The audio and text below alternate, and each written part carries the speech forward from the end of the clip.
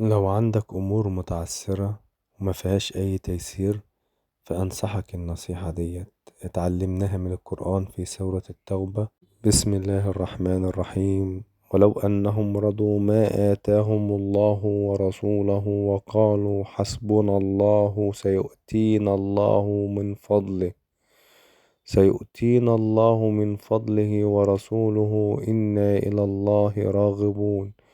يعني بيقول لو احنا رضينا بما آتانا الله ورسوله، ماشي، وكنا بقى يعني ايه، قلت حسبنا الله سيؤتينا الله من فضله، يعني انت توكلت على الله وجعلت الأمر كله لله ورسوله. إنا إلى الله راغبون، يعني احنا طمعانين في كرم ربنا، فسيأتينا الله طبعا من فضله.